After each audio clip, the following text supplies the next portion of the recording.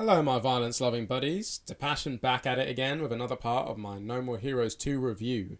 Make sure you're up to speed as this is my third part now. And if you have been enjoying yourself here on this channel, show some love and leave a like. Drop a comment on how you've been doing on No More Heroes 2 and subscribe if you want more. Oh geez, I've got a lot more to get through. Right, no messing around, back to it. Next part of the game to talk about is the supporting characters. First one being Manny, the side job guy. I gave him this nickname for the sake of discussion. He is pretty funny and regardless, a job well done or not, he has something solid to say. 7 out of the 8 side jobs are 2D games on purpose. All of them are great retro game experiences in themselves. So it was nice to switch gears from a hack and slash game to pizza delivery or even cleaning up space debris. The 8th minigame, Sting So Good, has you capture scorpions with tongs in a similar fashion to the No More Heroes 1 side job with the little fuckheads. These games are really fun. You get a bit of extra money for weapons and accessories. Best part of packing on the LBs is that they are no longer vital for progression up the ranks, which makes 10 hours of gaming a day way more possible in No More Heroes 2. Overall, Manny gives us access to some awesome ways of earning LBs in a fun and interactive way, start to finish. These side jobs are a comfortable time once you get into their rhythms. Only side job I need to put more time into is Tile and Style. I can't depend on printouts forever. Ready to tile and style now. Our second supporting character is Naomi. She returns with a bigger bust size, which actually annoyed me as a teen. And no, not for the sake of white knighthood or whatever. Just seemed like a tacky aesthetic change. Anyway, Naomi's lab gives you a choice of 2 beam katanas. The Camellia 3, the true translation of Tsubaki 3, and Penelope. I believe all the beam katanas actually share a flower name motif. Not sure where I read that fun bit of trivia, but there we go. Your side job money can buy you 2 pretty different beam katanas.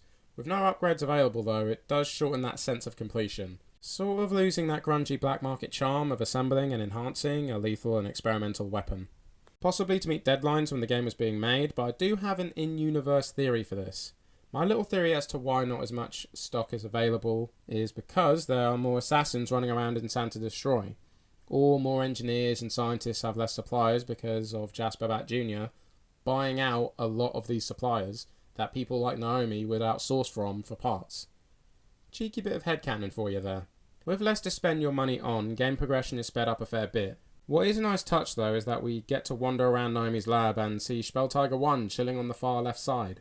Naomi is the same personality wise, which means still waifu material. Our third supporting character is Ryan at Ryan's gym. He is fruity and full of life, which is seriously refreshing compared to the other characters in No More Heroes 2. He really cares about your progression and even gets upset when you fail at the 2 challenges. Stamina has you running on a treadmill which alternates in different directions and speeds.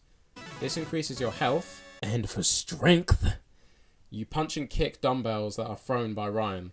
He blows kisses for you to duck due to how unprofessional that is between a personal trainer and a client. This challenge increases your attack power. By the way, just a thought.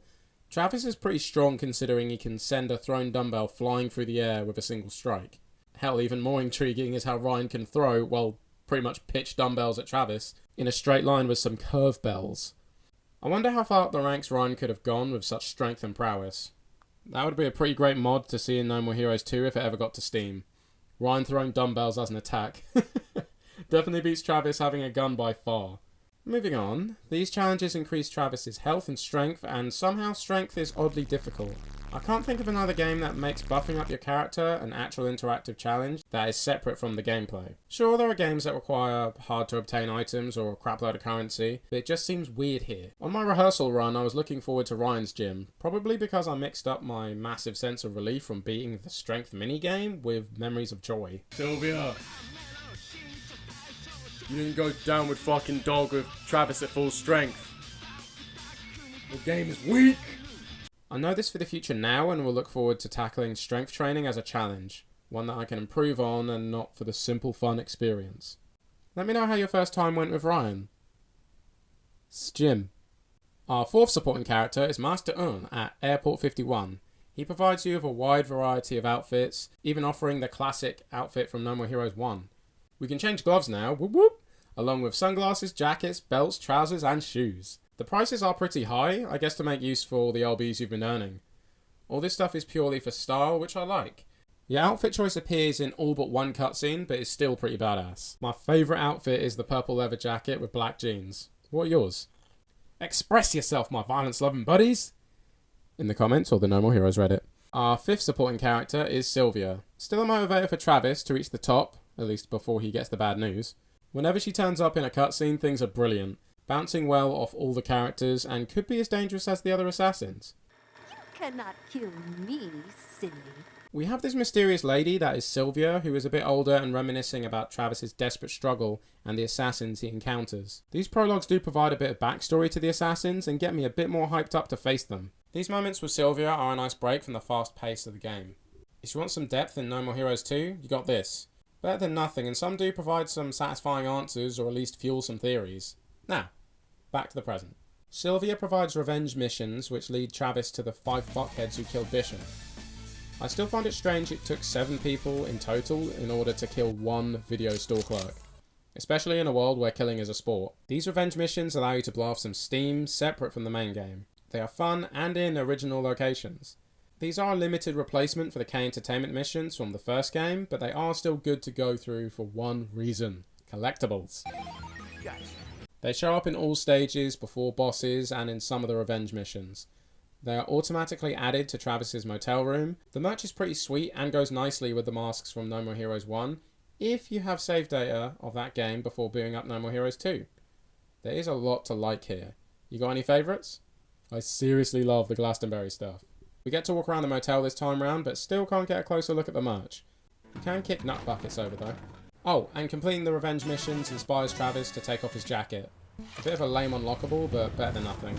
Speaking of Glastonbury, we now get to play video game on the TV. We get to choose from 5 magical girls: strawberry, blueberry, cranberry, nutberry, and gooseberry, all with varying stats.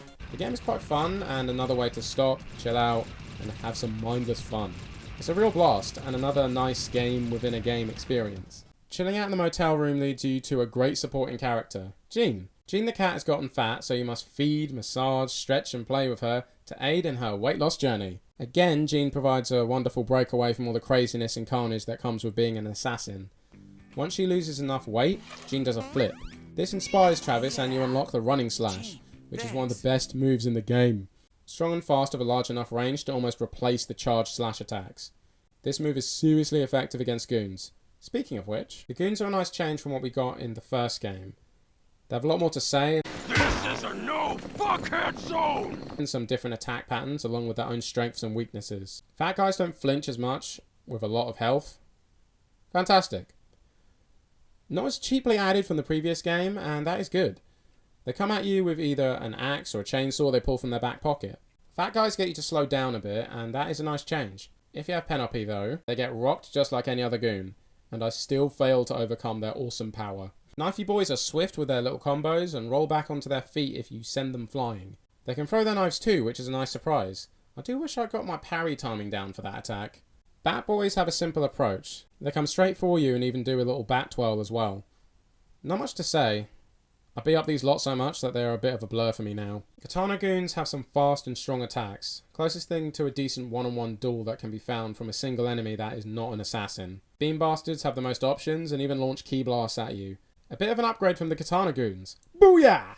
Brawlers come at you with punches, kicks, and even grab you, so you are vulnerable to attacks from other goons.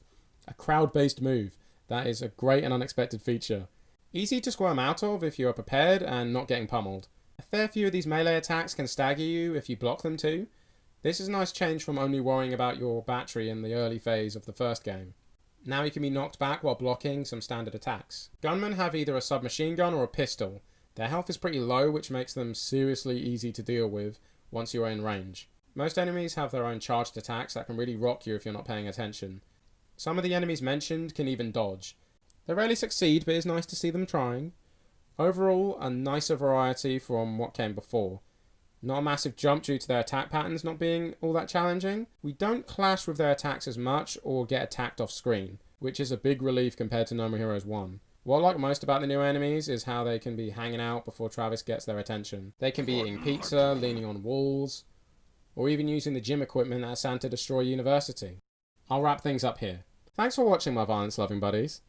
It's been amazing to hear from you all through the YouTube comments on Reddit or just seeing the support rolling up with the likes and subscriptions. Really gives me that little slice of paradise. It shows I'm doing something you like, so I'll keep doing it. Next time, I will start going through those messed up members among the madness, the stages and the assassins.